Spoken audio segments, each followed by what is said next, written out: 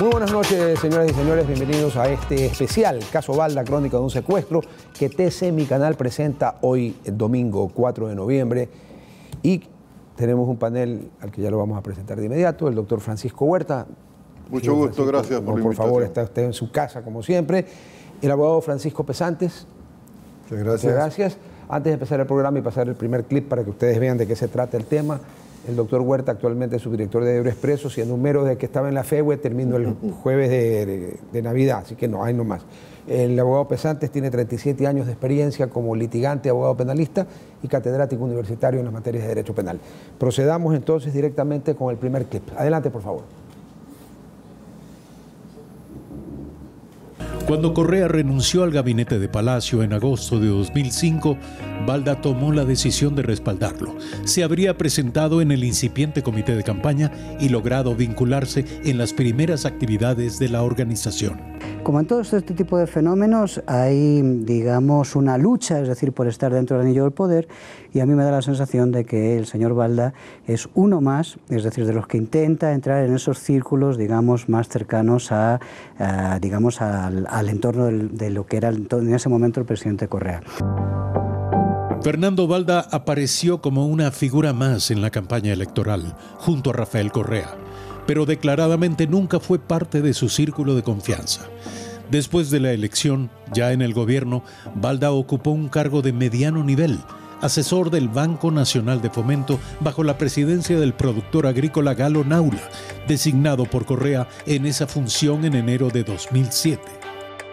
Pero aunque Balda no formaba parte del buró político de Correa, pareció adentrarse lo suficiente en el entorno presidencial como para llegar al límite de su aproximación al poder. En su llamada, Correa preguntó a Balda qué sabía acerca de un nuevo movimiento político que estaría organizando Galo Naula Merizalde, hijo de Galo Naula Zambrano, presidente del Banco de Fomento. Según su versión, Correa le habría reprochado por apoyar una organización política por fuera del movimiento oficialista. Ese día renunció, pero en realidad su salida del gobierno habría comenzado antes. Balda afirma haber sentido el rechazo del círculo cercano a Correa que le impedía acudir a reuniones y ocupar un espacio en el entorno presidencial, y que todo se debería a una revelación que él habría hecho al propio presidente. Cuando yo cubría el Congreso, estaba ahí y había gente que se me acercaba, vinculado a gente del buró de la Asamblea en ese momento, de Alianza País, que me decían: mira, Fabricio Correa hizo esto, tal cosa, por favor ayuda a investigarle, ¿no? Y es probable que a Balda le hayan llegado también informaciones sobre ese tipo de cosas. Pero aún la inquietante advertencia al presidente sobre el espionaje en su propio círculo inmediato no aclaraba convincentemente por qué Balda fue apartado del entorno presidencial. Para él, hasta un año después, siguió siendo inexplicable. Y es que José Ignacio Chauvin mencionaba el aporte a la campaña de Rafael Correa hecho por dos empresarios de Loja, originarios del pueblo de Malacatos. Se trataba de los hermanos Ostaiza Amay, acusados de traficar drogas asociadas a la guerrilla colombiana de las FARC. Yo puedo señalar puntualmente es que el aporte a la campaña, el aporte económico a la campaña, en el año 2006, fue por parte de los hermanos Ostaiza con más de 7 cifras. Y la última entrega de dinero la hice yo personalmente en mi apartamento por algo más de 40.000 euros a José Ignacio Chauvin. Bien, estamos de regreso. Doctor Huerta, en el clip que hemos visto me llamó la atención de entrada una frase, que no tenía espacios. ¿Puede ser que el problema del señor Balda se origine por una lucha de espacios en el círculo íntimo? ¿Cómo ve usted lo que hemos visto hasta ahora con un entorno de análisis político? Sí, a mí me parece que entrando de frente al tema, lo que hay es una visión rocambolesca de lo que fue la conducción de la política ecuatoriana estos días. Porque hemos mezclado financiamiento de campaña mafioso. Ahí está diciendo uno de los señores Ostaiza: dimos tanto y dimos tanto. Y eso explica lo que yo comencé a sospechar cuando investigué el caso Angostura. El país estaba en riesgo de convertirse en una narcodemocracia, dije, como riesgo, no sabía más. Pero lo cierto es que ya el país comenzaba a ser una narcodemocracia, porque las vinculaciones con dinero del narcotráfico eran más extensas de lo que yo mismo había podido averiguar. Eso es lo lamentable. Y más lamentable todavía que luego del tiempo transcurrido sigamos pensando las mismas cosas que antes. Pero el alejamiento de Balda, digamos de la segunda esfera del círculo de poder... Tuvo el pecado de querer hacer un partido nuevo, probablemente, ¿no? Ya. Pecado grave para una visión totalitaria de la vida. Que sin embargo, cuando el señor de Avanza, que ahora no está en el país, lo hizo con la venia del presidente Correa. Porque era una estrategia para más legisladores con la plata del Seguro Social. Perfecto. Abogado Pesantes, aquí se habla de revelaciones que había hecho el señor Balda, de negocios, de espionaje, y luego sale la declaración sobre el financiamiento de los señores Ostaiza a la campaña. Penalmente, ¿de qué estamos hablando aquí? Estamos hablando de actos ilegales, totalmente sancionados por el Código Penal de cualquier país. Estamos hablando del conocimiento de que el origen de esos dineros procedían de unos señores que tenían juicios pendientes por temas de narcotráfico. Los señores Ostaiza de Malacatos. Sí, así es, así es. Y en el caso de la denuncia, que aparentemente es lo que lo saca del gobierno, que él le denuncia al presidente Correa que había una red de espionaje alrededor de él. De lo que he escuchado... ¿Penalmente eso es un tema o no? ¿Perdón? ¿Penalmente es un tema el tema de espionaje de la presidencia? El tema de espionaje es un tema penal que tiene que ser llevado a las fuentes que le corresponden a la Fiscalía. Pero en el decir del señor Balda dice que el presidente nunca lo hizo. Entonces, el ejercicio de una denuncia frente a un hecho ilegítimo tenía que haberse ido a la Fiscalía directamente. O sea, el espionaje no es un tema administrativo. No, jamás, jamás. Va al campo judicial. Peor si dice que se trataba de la familia del presidente. Perfecto. Doctor Huerta, en el clip, un momento que enfocan, perdón por la redundancia, enfocan una foto en la que están el difunto comandante Chávez, el discípulo de Einstein, el señor Maduro, el expresidente Correa y el señor Balda. Sí, llegó a círculos de confianza del gobierno porque cerca del presidente Chávez no podía haber mucha gente. Entonces ahí hay las contradicciones propias de este tipo de regímenes, ¿no? Que a veces sí, a veces no, según el temperamento del jefe. La voluntad totalitaria tiene esas características, ama, odia en el mismo instante. O sea, guardando las distancias, así era Trujillo. Es bipolar, ¿no? Absolutamente. Doctor Pesantes, perdón, abogado Pesantes, ¿esa foto por sí sola tiene alguna implicación en a lo que nosotros atañe, en este caso Balda? Una simple foto no implica una conducta delictual. Correcto. Recordemos que el delito es un acto y el acto es la exteriorización de una voluntad. Por lo tanto, tomarse una foto con X no significa jurídicamente una conexión delictuosa con el X. Ya, pero, doctor Huerta, tomarse una foto en ese entorno sí me podría permitir a mí pensar que hay por lo menos una coincidencia ideológica entre los cuatro de la foto. Resulta que Balda ha sido de derecha. Yo no quisiera opinar sobre la foto porque en base de una que yo me tomé en la guerrilla del M-19 me quisieron descalificar para ser parte de la Comisión de Angostura. ¿Verdad? Precisamente sí, el señor Balda. Me acuerdo, el señor Balda. Sí, me acuerdo que cuando el doctor Huerta presidió la Comisión de Angostura, yo estaba en la asamblea. Yo estaba con unos señores con fusiles. ¿Y qué querían que estemos en una guerrilla? Sí, no, seguramente querían que te sirvieran el té en porcelana de Cebrés. Pero luego las cosas se han superado porque a pesar de ello, a mí me parece repugnante que a un ciudadano, porque piensa distinto del gobierno en turno, se lo persiga en otro país de paso, violentando todo principio de soberanía de ese país. Vamos al segundo clip, por favor.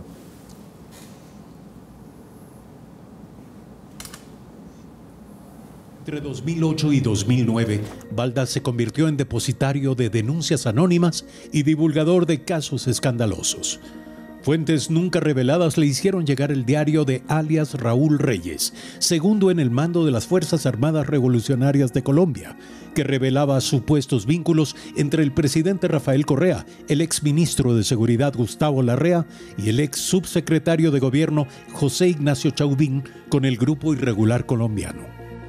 Todo se diluyó en un enjambre de dudas sobre la autenticidad del diario, que sin plena comprobación sobre su verdadera autoría, terminó siendo entregado a la Fiscalía por el ministro de Gobierno Gustavo Yalc.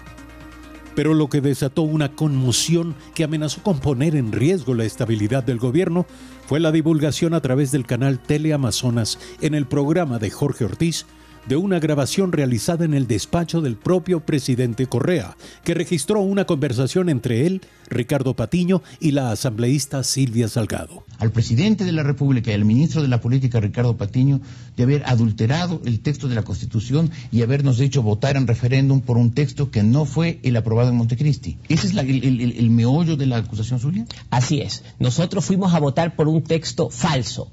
Rafael Correa amenazó con cerrar Teleamazonas, presionó por la salida del periodista Jorge Ortiz y acusó a Fernando Balda de espionaje. Esa acusación motivó la orden de prisión en su contra. Balda huyó por primera vez a Colombia, donde permaneció 3 meses a la espera de que sus abogados consigan revocar la orden de detención. La persecución contra él terminó opacando la controversia en torno al contenido de la grabación por la que se le acusó de espionaje. Fernando Balda siguió difundiendo versiones sobre irregularidades en la gestión del gobierno.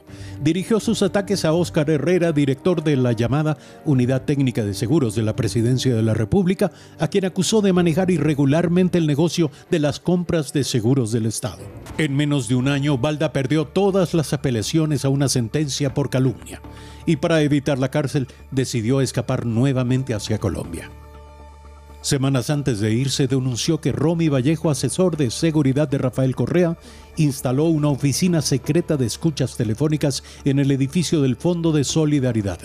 ¿Cómo sabía Fernando Balda que el gobierno tenía un sistema de trolls y montado un sistema de espionaje a sus opositores políticos? Que digo, como después de años se descubría que era cierto, que fue verdad, pero que en ese momento nadie se lo atrevía a decir. Por esa denuncia se le acusó de poner en peligro la seguridad del Estado y Alexis Mera, secretario jurídico de la presidencia, pidió a Interpol su ubicación y captura. Pero el organismo policial internacional se negó a conceder este pedido porque concluyeron que se trataba de un caso de persecución política. Fernando Balda es un hombre que, digamos, tremendamente osado, ¿no? Nos ha demostrado que políticamente es tremendamente osado y a pesar de que no haya tenido importancia política, su osadía, su temeridad, de alguna forma le ha permitido, digamos, estar lanzando permanentemente acusaciones sobre el entonces presidente Rafael Correa, digamos, que hicieron que su figura fuese poco a poco posicionándose. Me parece que ahí hay un error estratégico, es decir, cometido por el entonces presidente de la República y su gobierno, que hacen que al final se hayan desencadenado sucesos de estas características. A ver, me gustó, a pesar de por el final, menciona el caballero que hay un error estratégico por parte de la presidencia de la República y yo pensé que iba a decir por haberle dado importancia a Balda. Resulta que ese es un error estratégico por haber incurrido en ciertas cosas. ¿Cómo entendemos eso? Sí, realmente no es fácil de entender porque las interpretaciones son múltiples. El hecho cierto es que se convierte un señor que había sido funcionario del gobierno en segundo nivel, como se señaló al comienzo, en un denunciante de algunas cosas graves. Yo tengo una lista aquí. Sí. Y bueno, ya sabemos que en el Seguro Social ocurrió de todo, entonces la denuncia tenía veracidad. Y por el estilo, las grabaciones se encontraron después en las cámaras, al inicio del gobierno de Calderón. Moreno. Luego se probó claramente que era verdad. Es decir, Balda tiene el mérito de haberse atrevido en momentos que había mucha autocensura a decir cosas, porque conocía desde adentro algunos elementos de juicio. En el diario de Reyes hay versiones de todo tipo y se pagaron 2 veces los folletos, uno era auténtico, otro no. ¿Pero quién le dio las copias a Balda?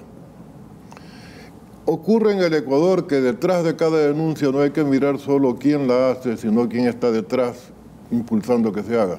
O sea, no solo queremos ver al mensajero, sino al que da el mensaje. Definitivamente, porque estas cuestiones no resultan de la investigación particular de cada persona que las hace. No, pues el diario de Reyes es imposible que... A ver, me van a decir que le llegó un sobre Manila anónimo, imposible. Por eso. Alguien se lo dio. Por eso. ¿Quién?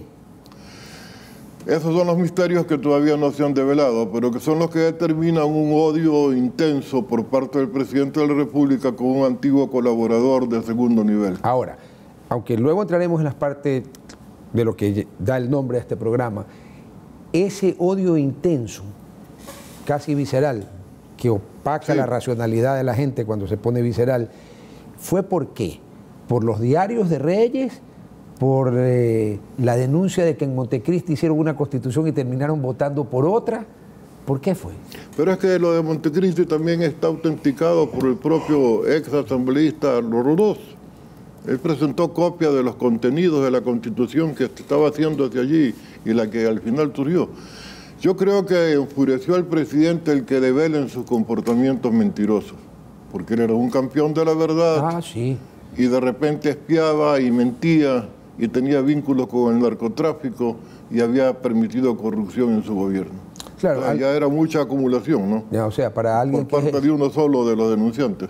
Para alguien que dicen los entendidos, los psicólogos, que tiene problemas de narcisismo y egolatría, que le digan mentiroso tiene que ser como insultarlo a la madre, más o menos. Hay otras cosas que parece que le duelen más, pero eso ya es psicopatología de una naturaleza que no es para estar haciendo diagnósticos en el canal, ¿no? Me invitaremos a un psiquiatra o un psicólogo para eso. A ver, abogado Pesante, yo no sé qué preguntarle a usted, con qué empezar. A ver, aquí hay un poco de temas que quisiera que usted me vaya definiendo si tienen, si configuran, creo que es la palabra exacta, si esta supuesta conducta tiene adecuación a tipos penales. Primero, dicen que hay denuncias anónimas, pero luego sale que ya no es anónima, cuando el señor divulga el diario, el supuesto diario de Raúl Reyes y se habla de conexiones con la FARC. ¿Hay adecuación a alguna conducta penal? El diario, recibir un diario de un personaje guerrillero, hay que ver el origen, hay que ver quién se responsabiliza de la autenticidad de lo que dice ese diario. ¿Ya? Y si, en este caso, el señor Reyes no puede dar verdad o mentira porque está muerto, sí. Entonces ahí me llega un diario que dicen que es de Reyes. ¿Quién me garantiza la certificación? Ya, le hago una pregunta. En la no consentida hipótesis de que la parte en la que se menciona que hubo un aporte, no me acuerdo de qué cantidad de la FARC, X, ¿eso tiene adecuación a un tipo penal? Bueno, si se comprueba sí. La donación de dineros cuyo origen es ilícito, que no están registrados e incorporados en el sistema de donaciones que se le permite la ley electoral, eso es un delito.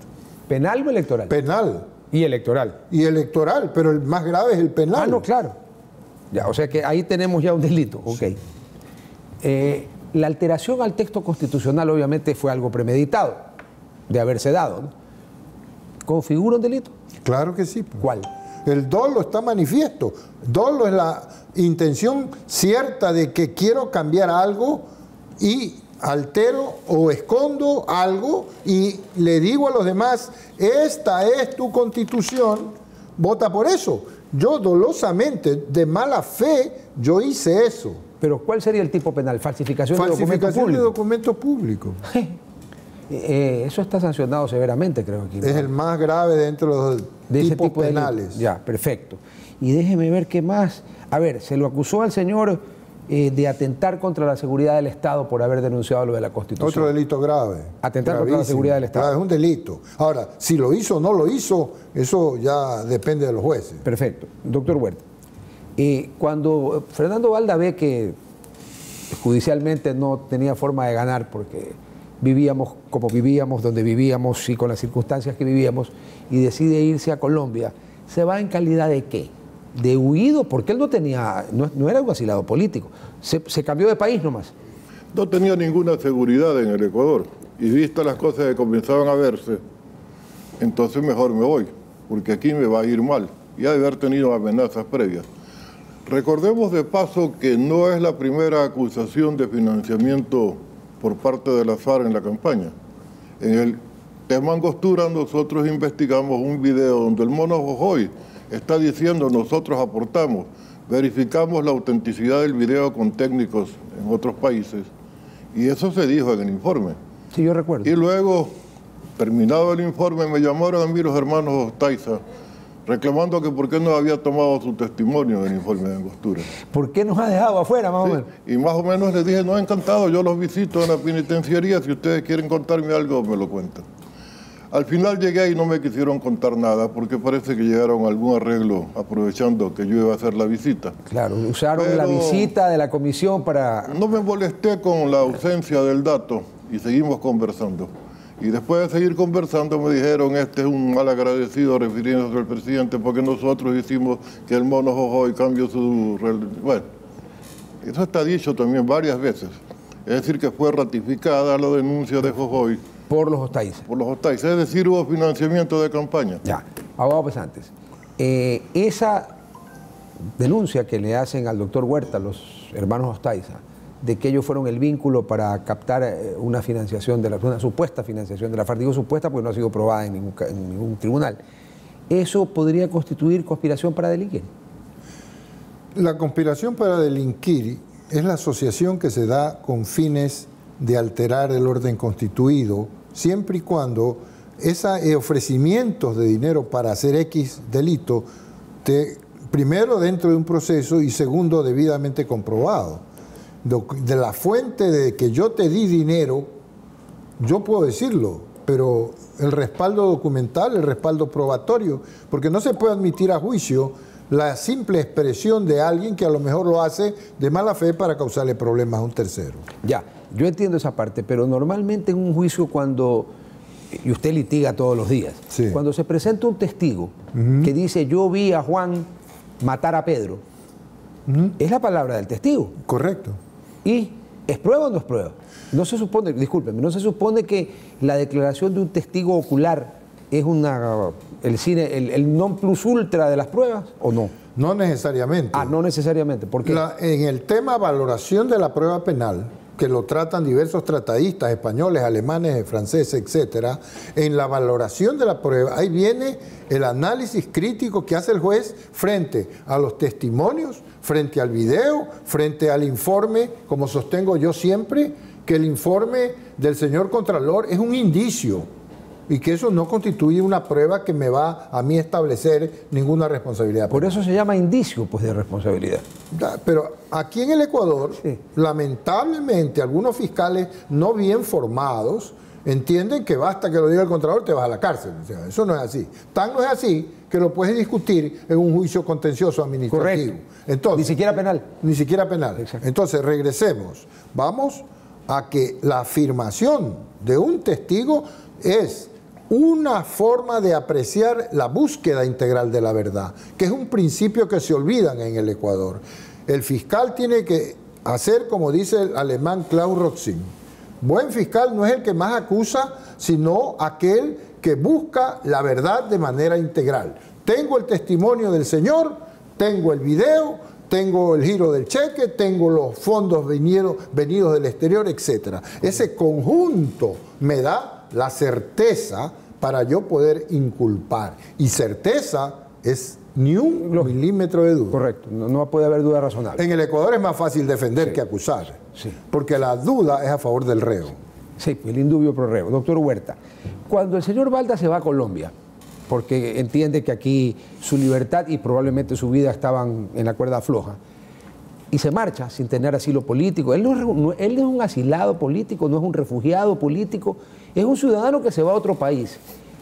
Daría la impresión que en ese momento él, a cambio de su seguridad, abandona su supuesta campaña política de la que lo acusan sus detractores. ¿Cómo lo ve usted? Déjeme insistir antes en un tema que para mí es sustantivo, porque la acusación fue dura. ¿Y qué pruebas puede tener uno de ese tipo de cosas? Pero cuando le dije al país, estamos en riesgo de convertirnos en una narcodemocracia, tenía demasiados indicios como para quedarme callado. No, pues no se podía quedar callado. Y dicen que la mejor prueba de la verdad es la práctica. Y lo que ha pasado con el país, desde esa declaración y otras de las Fuerzas Armadas hasta la fecha, prueba que era cierto que estábamos en riesgo. No, ya no es riesgo, ahora somos una narcodemocracia. Y la prueba es que el señor Guacho manejaba una parte del Ecuador, pues. Y recibía su dotación de armamentos por cuenta de las Fuerzas Armadas. Y usaba bodegas de la Fuerza Aérea para poner su droga. Pero todo el país está tomado, los pescadores que salen hacia las playas centroamericanas con droga, y etcétera, etcétera, etcétera. Ese es el más grave daño que le hizo Correa al país. Sus vínculos con la FARC lo llevaron a vínculo con el narcoterrorismo y la narcoguerrilla, y etcétera, etcétera. Usted acaba de hacer un aporte Pero es que miremos las cosas como son. Exacto, pero es que ahorita me tira un centro, vamos a ver si el doctor Pesante la cabecea. Pero es que lo más grave es eso. Claro, lógico. Y tan grave es que tiran una tabla para aportar droga como de uso personal y todavía no la deroga el actual gobierno. ¿Por qué? Tan fuertes son los vínculos que no se pueden romper. Abogado Pesante, la descripción que ha hecho Francisco Huerta de a dónde iba el Ecuador y a dónde llegó en algunos casos. La acusación. Sí, la acusación, correcto, gracias. Eso implica una serie de delitos, supongo yo. Pues. Sí, gravísimo. ¿Cuáles? Bueno, que el gobierno se convierta en narcotraficante asociado con colombianos, imagínese usted, pues. Supe que el presidente presida la asociación ilícita con delincuentes narcoguerrilleros de otro país y que cause la desgracia de todos los involucrados en una sociedad y que a propósito legaliza el microtráfico a través de una tabla, lo vivimos. Eso ya no se puede discutir. Eso es un hecho. Claro, ese es un hecho. Público. El de la tabla es un hecho público.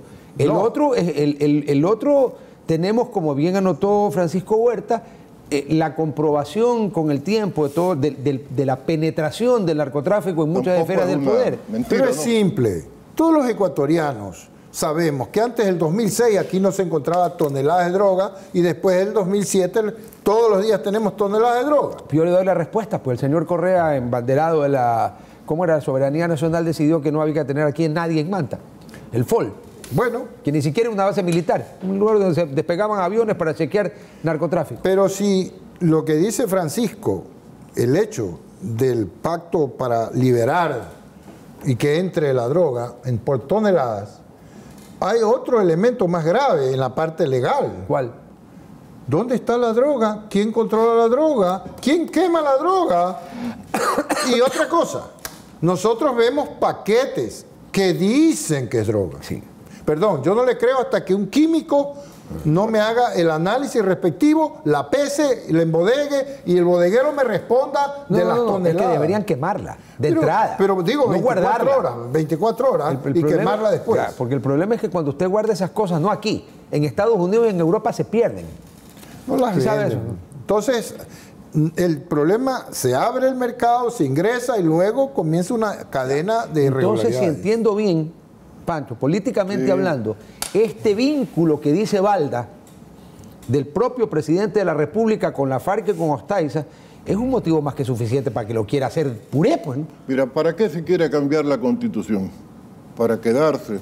¿Por qué se quiere quedar? Porque tiene manchado su pasado inmediato. Él sabe que llega con financiamiento de varias fuentes que no son precisamente las más sanas. Pero tenía que ganar y después tendría que quedarse. Y después tenía que controlar todas las funciones del Estado. Y después monta el régimen totalitario del que recién estamos saliendo. Pero lo raro es que el Ecuador asume estas cosas como comentario de fútbol. No, pues no es así. Las cosas son demasiado pesadas y todavía estamos pagando las consecuencias. ¿Qué pasó con la gente que dejó entrar droga a la base aérea? 2, 3 sargentos. No, eso tiene que tener una trama mayor. ¿Y cómo es posible que la inteligencia militar no tenga ninguna noción respecto de lo que la inteligencia policial sí? Y hacen un operativo y entran a todos los cuarteles de las Fuerzas Armadas ecuatorianas y establecen vínculos con venta de armas con el grupo de Huacho. Y ahí queda. Le recuerdo que oficiales de las Fuerzas Armadas, justo sobre lo que usted mencionó de inteligencia militar, dicen que fue una cosa que fue desmantelada durante el gobierno anterior. Claro, eso es culpa también, pero ¿para qué desmantelan la inteligencia? Ah, obviamente, porque no existe. Claro, entonces si uno va sumando esto, más aquello, no era un riesgo, estábamos ya, pero yo no sabía. Por eso dije nadie riesgo. Sabía. Nadie podía saber. Bien. Muchos sabían, pero nadie quiso advertir. Corrijo la frase. Sí. Pocos lo podían probar. Es difícil probar. Es difícil pero probar. Ya sabemos que estas cosas no se hacen con notario público. No, ante notario público imposible. Por supuesto. Vamos a una pequeña pausa comercial y enseguida regresamos con la segunda parte del caso Balda.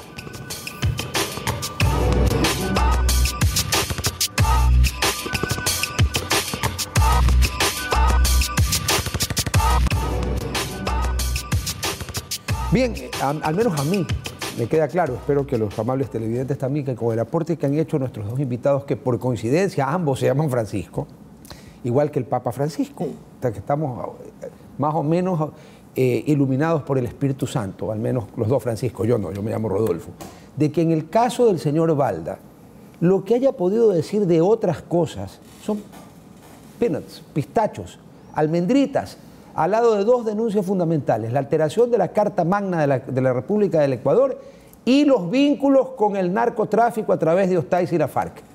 Eso es el verdadero norte del problema. El resto es como la ropa del emperador, porque solo los tontos no la pueden ver.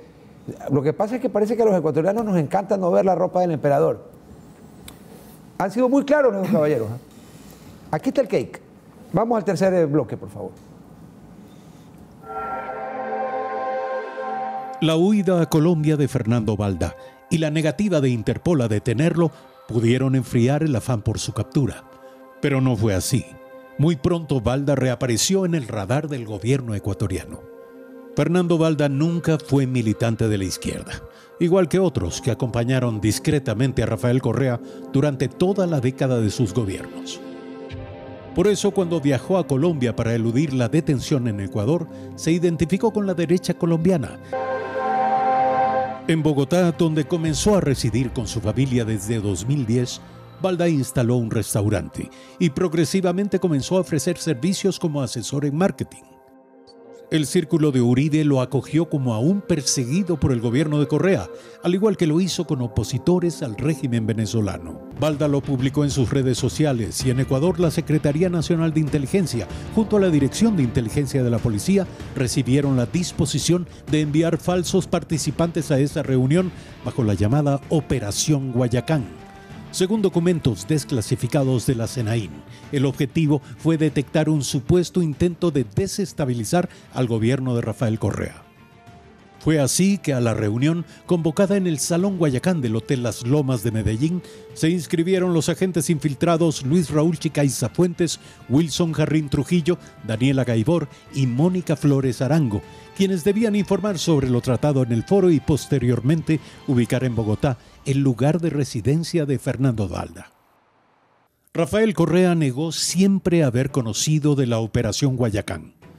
Incluso declaró no haberse enterado nunca de la permanencia de Fernando Balda en Colombia, sino por sus redes sociales, como repitió 6 años después, en mayo pasado, en la última declaración que rindió desde Bélgica a la Fiscalía por el mismo caso, puesto que más tarde se comprobó que los mismos agentes involucrados en la Operación Guayacán fueron responsables de organizar y financiar, 3 meses después, el secuestro de Fernando Balda. Pero ¿por qué el secretario de Seguridad de Rafael Correa tomó la decisión de contradecir en su declaración todo lo afirmado por el expresidente? La explicación sería la de que en el momento de declarar ante la Fiscalía, Romy Vallejo habría conocido ya que el fiscal tenía los registros migratorios que lo ubicaban en Bogotá en la misma fecha del intento de deportación a Balda. Así también los certificados del Ministerio de Finanzas sobre el pago de sus viáticos y el de otros agentes de inteligencia, firmados por María Luisa Donoso, asistente de Rafael Correa en la Presidencia de la República. Al desmentir a Correa, Vallejo aceptó lo inevitable, consciente de que con suerte el intento por deportar a Balda en junio de 2012 no fuese nunca vinculado con el intento de secuestrarlo, que se produjo 2 meses más tarde, en agosto de 2012. Bien, doctor Huerta, de la foto aquella que mencionamos, ahora resulta que salen otras fotos en las que está el señor Balda en una gran connivencia con el señor Uribe. Pero no se puede sacar conclusiones de la foto. Exacto, la foto es... Sí.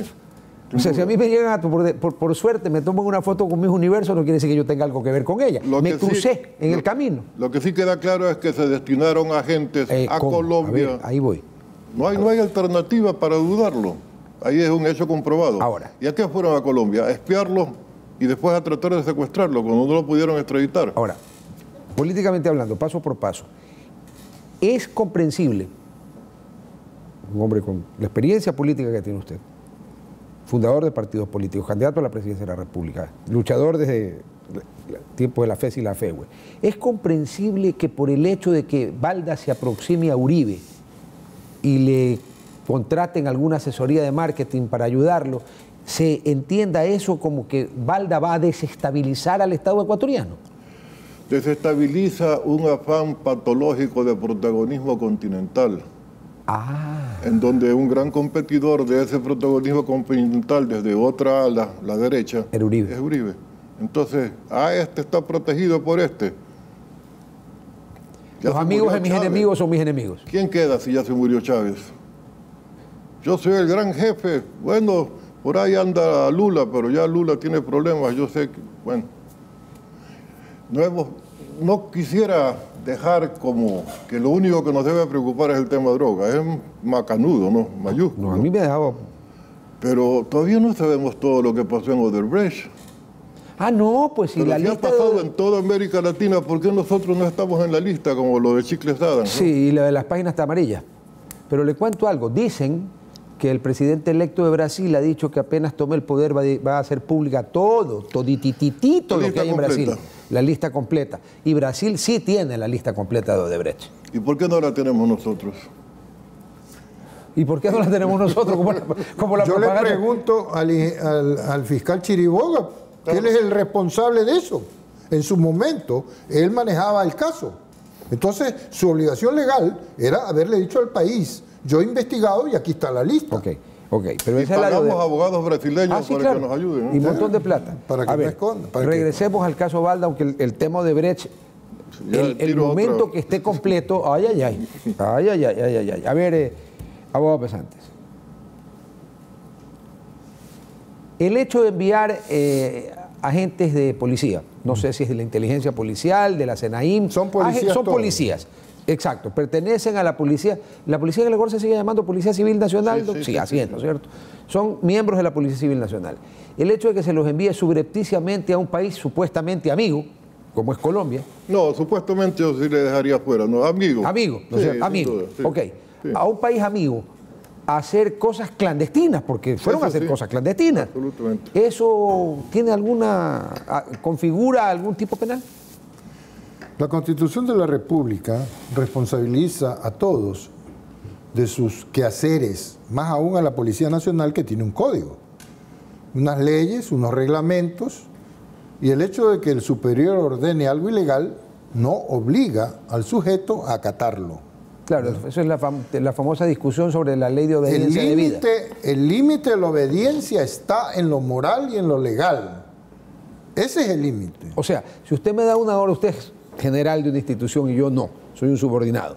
Si usted me da una orden que a mi juicio no es ética o que es inmoral o ilegal y yo no la cumplo, no solo que no me pueden sancionar, sino que he actuado bien. La Constitución de la República dice que ningún ciudadano puede hacer aquello que está prohibido. Perfecto. O sea que todos estos agentes que fueron a Colombia sabían que estaban haciendo algo que no estaba bien. Por eso las cartas, presidente, no nos están defendiendo como nos ofrecieron. Y por eso la supuesta respuesta de la gente de la policía de sexo femenino, que dice cuando supuestamente una asambleísta inspirada en la Madre Teresa de Calcuta la va a visitar, le dice: no, pues si a nosotros no nos ayudaron cuando pedimos, ahora muchas gracias. Pero qué malo que haya ido una asambleísta a tratar de decir: yo le garantizo estadía en Bélgica y Naciones Unidas la vamos a proteger. Pero es que ese es el país que estamos viviendo, esto es lo que molesta, porque no hay reacción política ni ciudadana en la magnitud que debería darse desde hace rato frente a todas estas cosas que estamos nosotros narrando aquí entre el país. Como que si el país no supiera nada de esto. Yo les tiro una pelota a los dos para ver. Sí. A ver, ¿podría entenderse de que la acción de esta asambleísta, que entiendo que ya la Fiscalía ha iniciado un proceso también, aparte del que hay en la Asamblea, podría estar en concierto con otras personas? Porque cuando menciona la palabra Bélgica no hay que ser mago para saber quién vive en Bélgica. Y no se va de voluntario a la cárcel a hacer gestiones por cuenta propia, ¿no? ¿Usted cree entonces que eso fue orquestado? Es parte de una red que sigue mandando en el país. Sí, red, enorme red, con complicaciones internacionales como en el caso de Brecht, financiamientos internacionales legales e ilegales como en el caso de la droga o lo de Odebrecht, y todo el asalto a los fondos públicos nacionales que se sigue desmadejando. Abogado Pesantes, de ser cierta la afirmación que ha hecho Francisco Huerta de que aquí hay una red con ramificaciones internacionales para todo lo que hemos estado conversando, incluyendo la viajada a Colombia primero para ver si lo deportaban y luego para intentar secuestrarlo, como veremos en el último clip que tenemos. ¿Eso penalmente cómo se come? ¿Cómo se llama?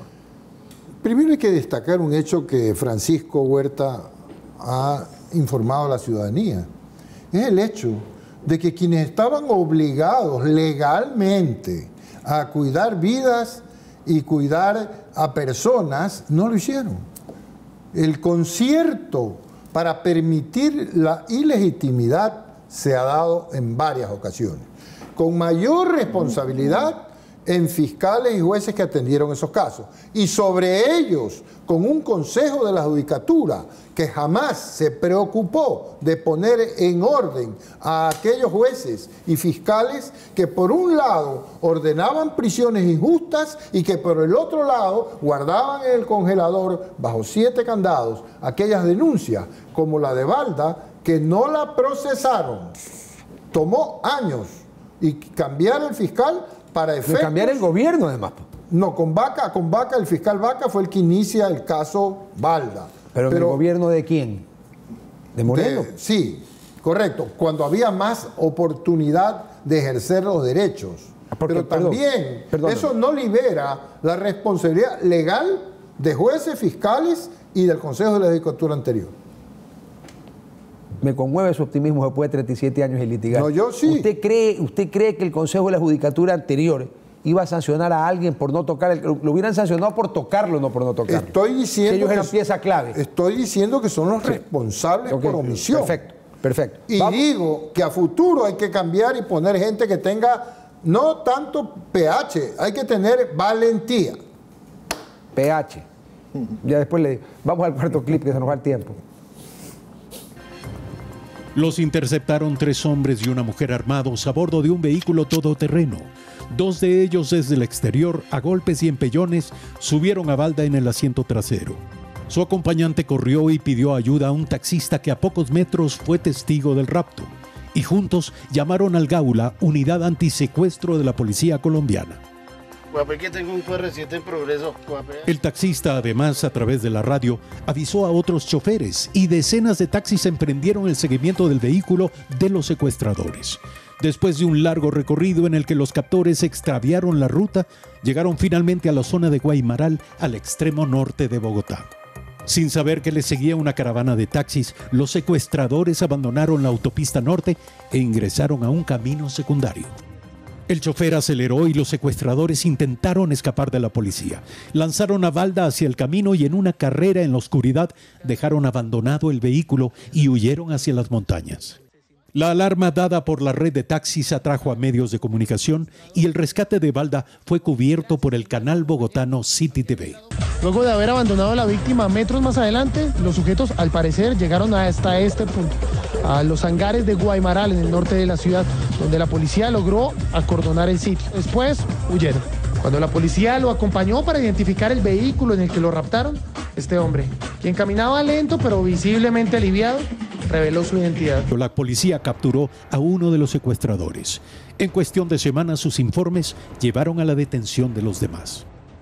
Estas son las 4 personas capturadas en Puerto Tejada por su supuesta responsabilidad en el intento de secuestro del dirigente político ecuatoriano Fernando Balda Flores en agosto pasado. Muy pronto las investigaciones revelaron la relación entre los secuestradores de Fernando Balda y los agentes de inteligencia ecuatorianos Raúl Chicaiza, Diana Falcón y Luis Armando Espinosa. Salieron a la luz sus encuentros y a recibir los pagos por esos servicios. Todo lo que quedó registrado en el amplio expediente de la Fiscalía colombiana, por el que en un proceso abreviado se condenó a 6 años de prisión a los secuestradores de Fernando Balda. Los agentes Chicaiza, Falcón y Espinosa regresaron al Ecuador y durante años gozaron de una relativa protección oficial. Pero las autoridades colombianas, fuera del alcance de toda influencia política ecuatoriana, tocaron la puerta de la Fiscalía de Ecuador, ya que los agentes de inteligencia comenzaban a ser requeridos para aclarar su participación en el secuestro. En Ecuador, Fernando Balda fue a la cárcel, en la que denunció por años acoso e intentos de agresión. Sin embargo, a pesar de estar preso, nunca cejó en demandar investigación y justicia sobre el caso de su secuestro. Bajo el gobierno de Correa, la Fiscalía jamás concedió investigarlo, hasta la llegada del presidente Lenín Moreno. 5 años después de presentada la denuncia, la Fiscalía llamó a Balda a reconocerla. Fue entonces que los agentes Raúl Chicaiza y Diana Falcón comenzaron a ser representados por el abogado Diego Chimbo, quien frente a la sola denuncia de Balda, en principio les recomendó acogerse al silencio. Bueno, que yo recuerde desde el retorno a la democracia solamente León Febres Cordero y Rafael Correa. Recordemos que a Febres Cordero se le acusaba justamente de haber utilizado funcionarios públicos y fondos públicos para atentar contra la vida e integridad de otras personas. Y han sido casos icónicos, el caso, por ejemplo, de los hermanos Restrepo, entre otros, ¿no? Acá, 30 años después, vemos que los autoritarismos de izquierdas y de derechas terminan confluyendo en exactamente las mismas acciones. Usar los fondos públicos, primero como plata propia, y segundo, usar lo público como un aparato de represión. Esto acá en Latinoamérica al menos es historia repetida, ¿no?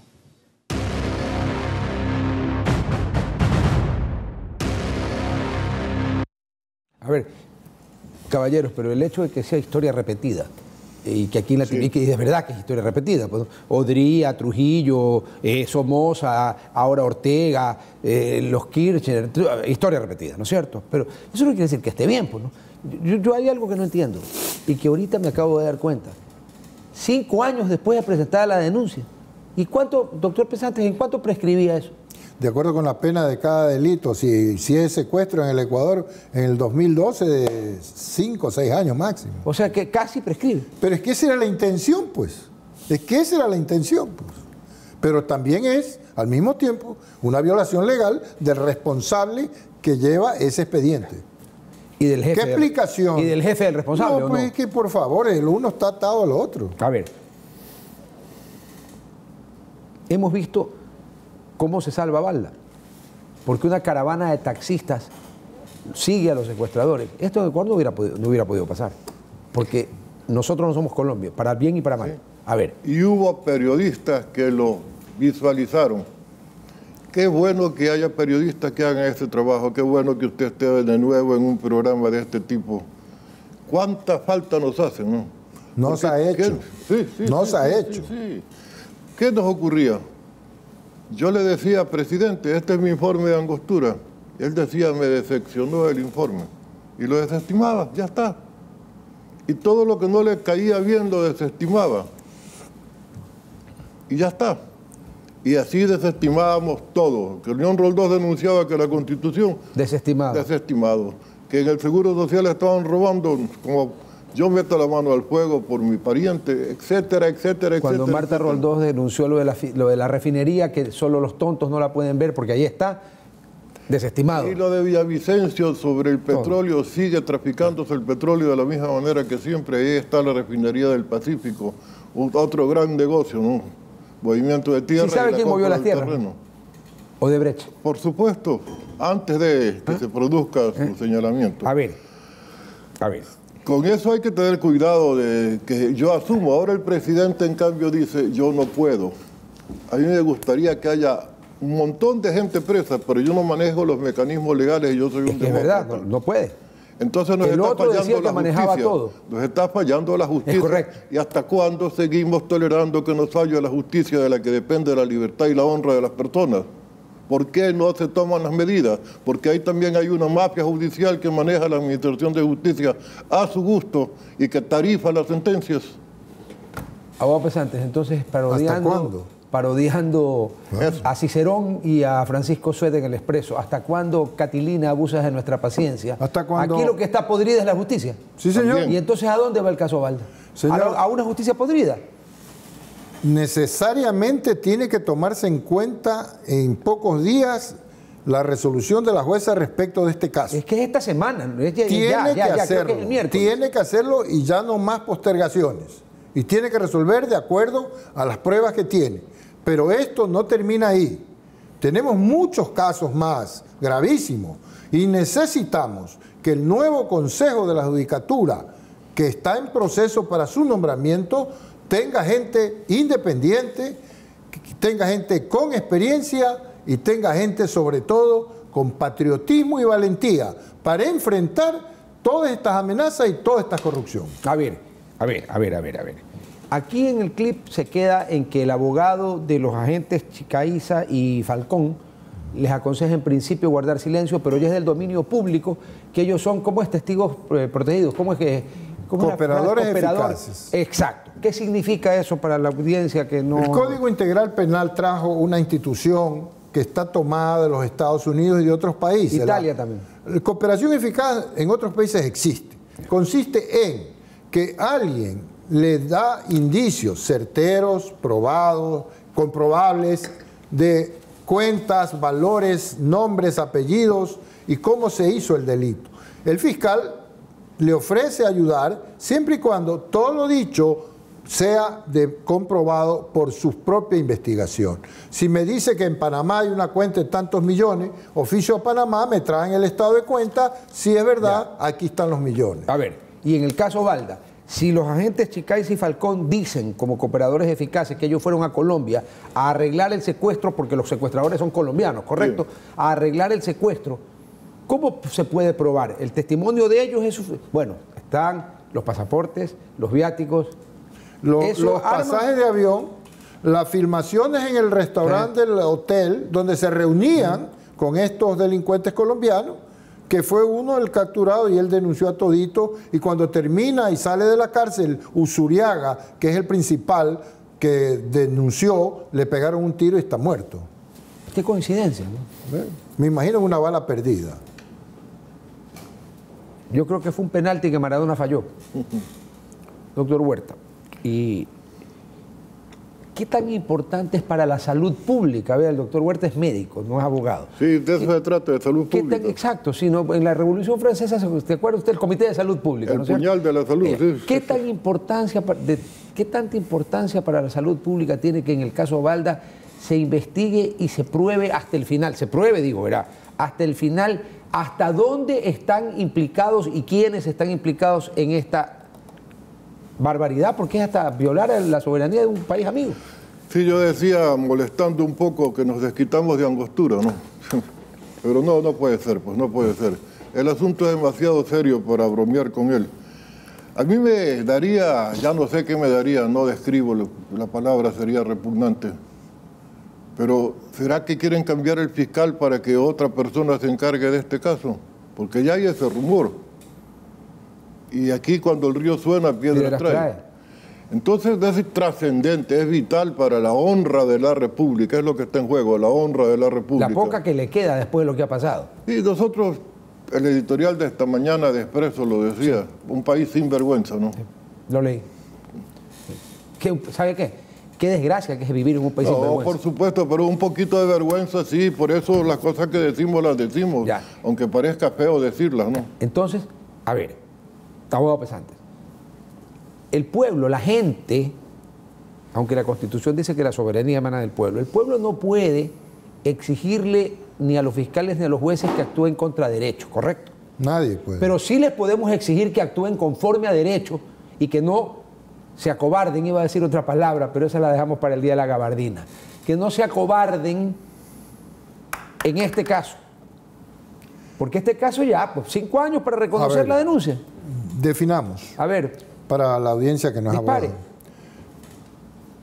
¿Qué delito se procesa? Según el Código 2012, plagio. ¿Qué es plagio? Es secuestrar a alguien. El mismo delito que hoy lo tenemos en el artículo 161 del COIP. Entonces, secuestrar a alguien. ¿Qué es secuestrar? Retenerme contra mi voluntad y llevarme a otro lado que no quiero ir. Eso puede ser agravado porque es de noche, es en pandilla y es con armas de fuego. Entonces ahí está tipificado. Eso es lo que está en juego. Y eso está en juego. O sea, eso es lo que tiene que probar el fiscal. Y el fiscal ya dice que ha presentado 80 pruebas, piezas y de testimonios, videos, pasajes, cheques de la presidencia del Banco del Pacífico. O sea, si frente a eso un juez dice libero de responsabilidad a alguien, bueno, ya realmente aquí hay que rebelarse y salir a la calle. Perdón, ¿y si el fiscal se inhibe de acusar? Peor pues si él es el que presentó los indicios. Ya no se puede inhibir. Por eso le preguntaba. Y aunque cambien de fiscal... ya están los indicios. Un ratito. Aunque cambiaran de fiscal, la fiscalía es una sola, es la voz. Un fiscal dijo, aquí está, y el otro solo viene y ratifica. A ver, pues nos quedan 2 minutos, ¿sí? 2 minutos y medio. Entonces, yo entiendo que Francisco Huerta no quiso decir lo que le quería, lo que le provocaría que esto quede en la impunidad. A mí me provocaría un asco profundo y me daría una vergüenza terrible ser ecuatoriano y permitir que esto pase. Eso a mí personalmente. ¿Qué hacemos entonces? Seguir diciendo. Yo creo que la palabra tiene un peso. Sí. Y que así como se puede actuar en base de la palabra que se dice, los pecados de omisión también son tales y gravísimos. Entonces, hablar es una forma de actuar. Bueno, sigamos actuando. Emil Solá lo probó con Yacus. No le disparó a nadie, solamente le dirigió una carta al presidente de la República. Y proceso Dreyfus, y etcétera, etcétera. Hay historias sobre el tema. O sea que eso es lo que los ciudadanos podemos hacer. Hagamos uso de la palabra. Okay, perfecto. Entonces, en el uso de la palabra, creo que nosotros podemos demandarle a las autoridades judiciales, tanto de la Fiscalía como a los jueces que conozcan el caso, que actúen conforme a derecho y de acuerdo a las pruebas, ¿correcto? Señor Baquerizo, su presencia nuevamente en los medios de comunicación, en la televisión, va a ayudar a eso. La presencia de Carlos Vera, todos los periodistas que han peleado y han luchado. Diego Kendo, Radiovisión, por favor, aquí tenemos gente valiosísima. No se olvide de Jorge Ortiz, que fue un sacrificado, y etcétera, etcétera, que no me acuerdo todos. Pero aquí hay gente valiosa, aquí hay gente patriota, y hay gente que ha aceptado participar en ir a determinada función pública precisamente para hacer algo a favor del país. Y este canal, perdóname que lo reivindique frente a todo lo que significó en el pasado. Qué bueno contar con TC de nuevo. Muchas gracias a nombre del canal. Así es. Caballeros, así es. Han sido extremadamente amables de acompañarnos en vivo. Domingo de noche normalmente a todo el mundo le gusta descansar. Pero bueno, como dijo Francisco Huerta, tenemos que hablar. Y para hablar hay que venir. O sea que cuando queramos hacer un tema de denuncia así como este, olvidemos un poquito la comodidad de la casa y vengamos. Y hablemos, porque si no, estamos fregados con J. Muchas gracias y buenas noches, caballeros. Gracias.